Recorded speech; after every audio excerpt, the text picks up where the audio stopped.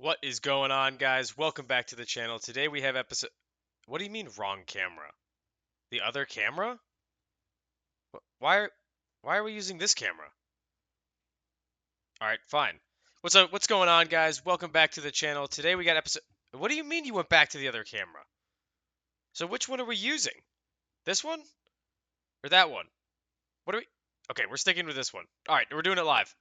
What's going on, guys? Welcome back to the channel and back to the Gregtech New Horizons series. Today we have episode 4, and we're going to pick up where we left off at the end of episode 3, which was finally making it to the first tier in Gregtech that has some meaning to it, I think, because the Stone Age doesn't really count that much. We're just going to hop right into the episode. Hope you guys enjoy. Alright, so we just hit Steam Age, which is really exciting, but we still have some housekeeping things we got to do.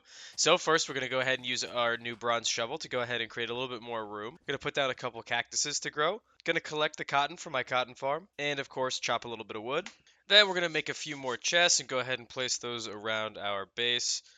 Keeping up with storage in this game is always a problem, and I'm starting to get very overwhelmed, as you can see in the little clips that I show of my chests. They're very unorganized, and it's a problem. Then we went and took our freshly chopped wood, threw those bad boys into the coke oven to go ahead and create some more charcoal. Next, we finished the Your First Bow quest and got ourselves a nice little short bow. Then I wanted to figure out how to make a food that wasn't just a base ingredient, so I figured out how to make bread.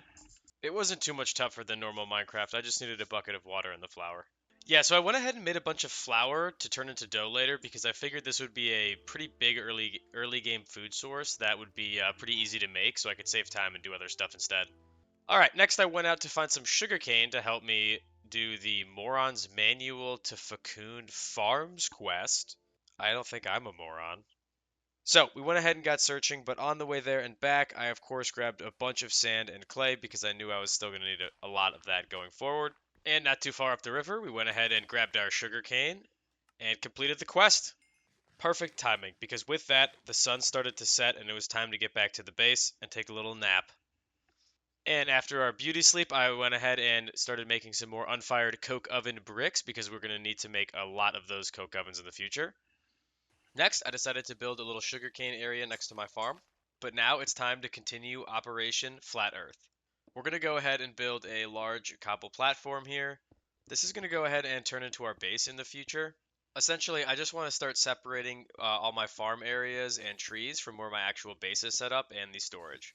Again, I don't really know what I'm doing, and I'm not a great builder, but if there's one thing I've noticed from all the pictures and videos I've seen of other people's Gregtech worlds, it's that you do need yourself a nice flat surface for all of your machines. And the first thing we're going to go ahead and put on there is another coke oven. These are from the bricks that I had made earlier. I still haven't moved my other two, but I decided to build this third one here just so I didn't have to move it later. And like you guys have gotten used to in my videos so far, I go all over the place and don't stick to one task for more than 13 seconds. So I decided to go back and mine a bunch more copper.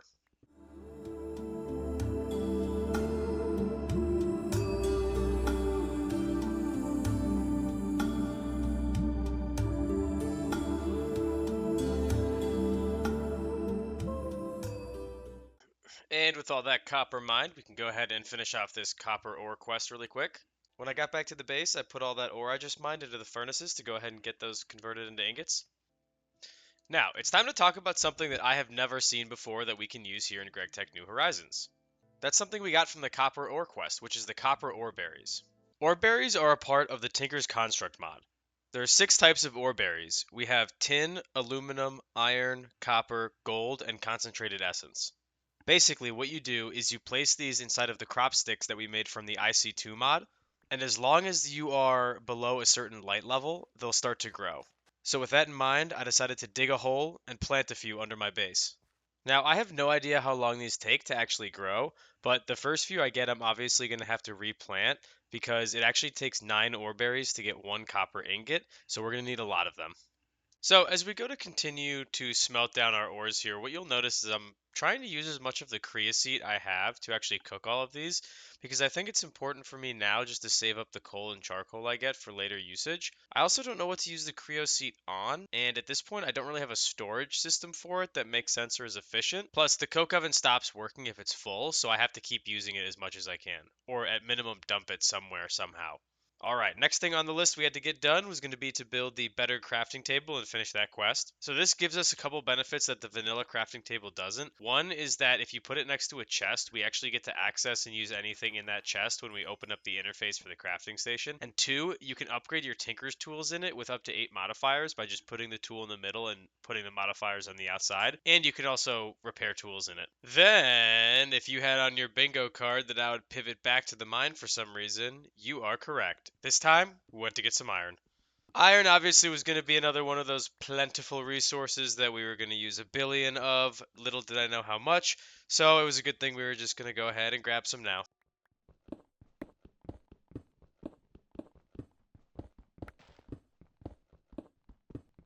And with the power of editing, our pickaxe is at 0% and it's time to get home. So we put all of the iron we mined into our furnaces, and then I decided it was finally time to go ahead and move our coke ovens. Or so I thought. I don't understand what I did here, but apparently I just moved one more for some reason. I don't know.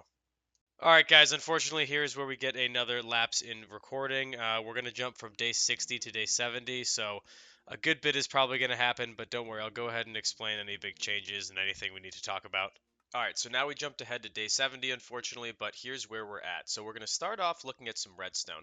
Now, of course, in Gregtech, redstone is entirely different than it is in vanilla Minecraft, but it actually works out, I think, in my opinion, a little bit better, and it's a lot easier to get, because I assume you need quite a bit of it. So redstone veins have redstone, ruby ore, and cinnabar ore. Ruby and cinnabar, I looked it up, and I don't really know what to do with that now. I'm pretty sure it's going to be used later, so we really just want to focus on the redstone. So the way you process redstone is actually going to be a little interesting. So you use it with a hammer twice, and you can see here we get 5 crushed redstone for each redstone ore we use. Then we turn those into impure piles of redstone dust. Now, from there, what we do, since we don't have something to mix this with, we have to go ahead and make a cauldron and put some water in that. Then what we do is we drop the stack of redstone into the cauldron, and it sort of cleans the impure pile of redstone into our finalized redstone that we can use. And with that redstone, we can go ahead and turn in the redstone quest. Alright, with that redstone quest done, it actually unlocks a second redstone quest where it tells us about how redstone can be attached to a tool to make it mine faster through Tinker's Construct. It's called the haste upgrade. So I quickly made the rest of the redstone I needed to finish this quest, and from there I decided to start attaching redstone to my tools. So it took me a second to figure out how to get it done. I went into the tool station because I wasn't sure it wasn't working in the crafting table, but then I realized all I had to do was just put the tool in the middle of the square and we were fine. So we took all that redstone we had and went ahead and upgraded all of our tools. So I gotta be honest, guys, this is where I got a little bit confused. So if you look on my screen here, you can see that my bronze pickaxe already has a little blue circle on the bottom of it, meaning that I've attached some lapis to it. Lapis is what gives our tools fortune, so obviously I want to try to max that out with my pickaxe as quickly as I can. That being said, if we take a look at the map here, I haven't found any lapis veins. So I know you find small little bits of lapis all over the place, but I'm wondering how I got enough, or if even I put enough on there to get to luck 1. But anyways, that being said, the next thing we're going to do is we're going to go ahead and make our ore finder wand because I do need to go find more lapis. So the ore finder was actually kind of blocked behind redstone because we needed the redstone to make a magnetic rod, which was the big stopper to building this. But once we have this, it's going to make finding ores so much easier. So now that we have all the items, we can go ahead and build our ore finder wand. Now the reason this is so useful is because when you use the interface for the ore finder wand, you can put in a random ore that you want to go find, and when you walk over a chunk that has that ore, it'll start making a sound and it'll alert you and point to the ground. So basically it tells you what veins are where without having to dig down. So obviously the next thing to do was to go ahead and put some lapis in my ore finder wand and find a vein. However, I didn't have any more lapis left over, but I had some lazurite, which I figured would do the same thing since they're found in the same vein. Now, it was late at night when I was doing this, so I went and searched for I think about an hour, hour and a half, made my way around our base a little bit, but couldn't find one. So after that, I decided to go to bed, and the next morning I woke up in a building mood. Fine, I also died while looking for lapis. I'll admit it. Anyways, so we opened up the Building Better Bases tab here for the first time to take a look and see what kind of things we could use to help and build our base. After going over it, I kind of just felt like I should start with a chisel because we're still really early game. Alrighty, so I built the chisel from the chisel mod, it looks like. Now this thing's really cool. I just put cobblestone in to check what kind of blocks I could build, and I already love all the new things I can make with this. Again, I'm not a great builder, but I got some pretty big plans. So, I had this giant plan in mind to build this great facility and get everything set up early game, but unfortunately something happened. My crew decided to go on strike. So, since I was alone as the last builder, I decided to build something very basic and within my own abilities, because I suck at building, as I've said many times before.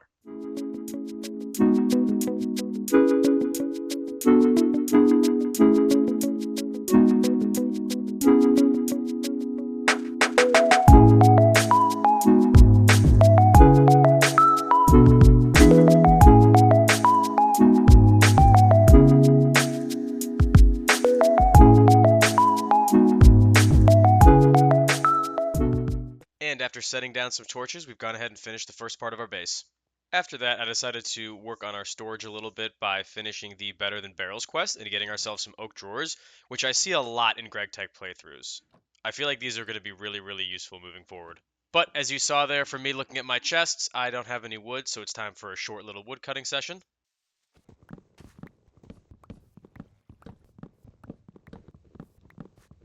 Alright, now that we have our wood, it's time to make our oak drawers, and to do that, we have to go ahead and make a bunch of chests and then use those with some slabs. So we finished making our 1x1, 1x2, and 2x2 drawers, so we can go ahead and turn in this quest and collect our buttered potatoes. Next on the list, I decided to go back to finding another lapis vein because we really needed to get that one done. On the way there, I was killing some cows to collect some leather so I could finish the tan leather quest as well. Alright, after searching for a little bit longer, we managed to go ahead and find our first lapis vein. This vein is on the edge of what looks to be a meteor strike, a little hole here in the ground. I know that I can get my AE2 materials from this from another mod pack I played, but I don't need that for a long time. But back to the task at hand. So, obviously we're going to need a bunch of lapis. For each level of luck or fortune that Tinker's Construct has, we need to apply 150 pieces of lapis to our pickaxe. Obviously, we already have a few pieces on there, but 450 is a lot without fortune already, so we're going to have to go ahead and mine a good bit here. So when we showed up to that lapis vein, we didn't have too much durability left on our pickaxe. That meant that we were going to have to mine a little bit and then head back to the base to repair it. After slapping some bronze on my pickaxe to fix it, I decided to hustle back to the vein to get there before nightfall.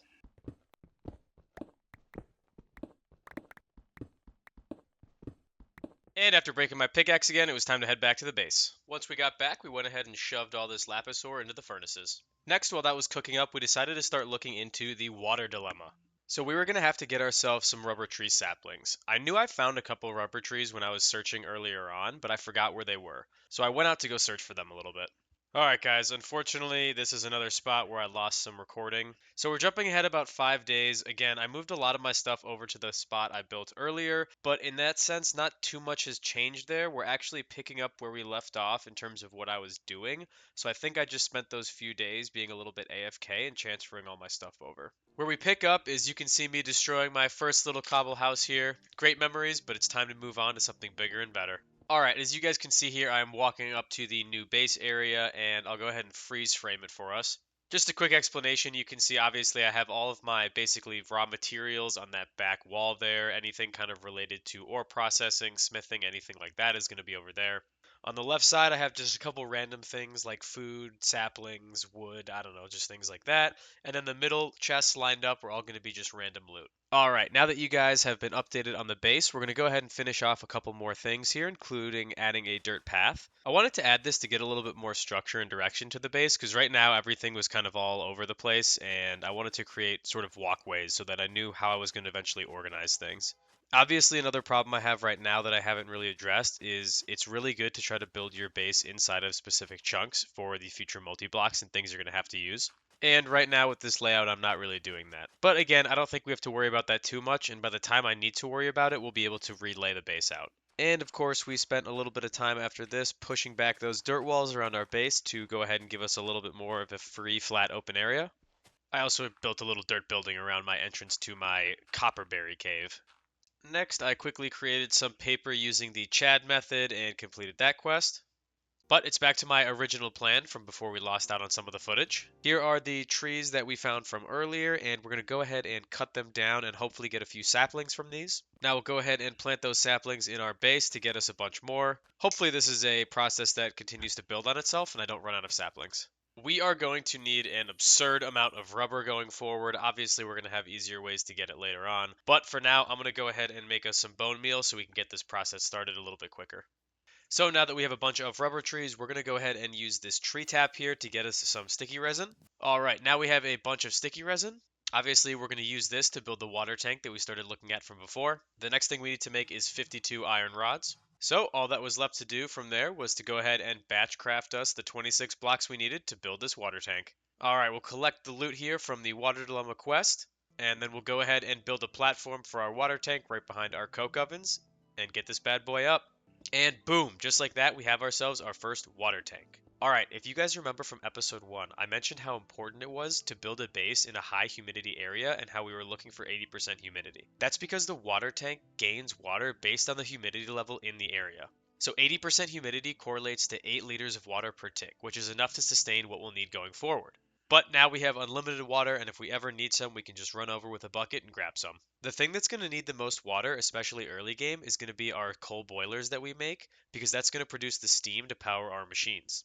That being said, we're going to go ahead and put in a second water tank here because those machines are going to require a lot of water. So now that we have our 2 water tanks, we're going to go ahead and build another little area here where we can put down our coal boilers.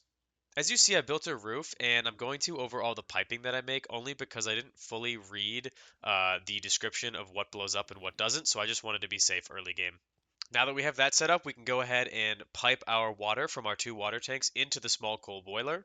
Someone had told me later I could exchange these out for wooden pipes, and that was going to be enough for the rate of production the water tanks had, but I just decided to stick with the bronze pipes because I had plenty of bronze at the time. And after connecting my second water tank, it was time for some steam production, finally. So with that, we can go ahead and put our charcoal in, let our boiler heat up, and let it produce the steam we need. All right, everybody. Thank you so much for watching episode 4. I apologize for the delay in release. I got a little occupied with my real life, but I really hope you guys enjoyed this episode. I was excited to get the little bits I had out there for you, especially the start of the episode. But episode 5 will come out a little bit sooner than a week from now. Thanksgiving is coming up, but I'm going to take my computer home and only be home for a couple days, so I'll be able to edit back there. Again, I really hope you guys enjoyed, and next time we're going to get into building ourselves the alloy smelter and really getting into some Gregtech.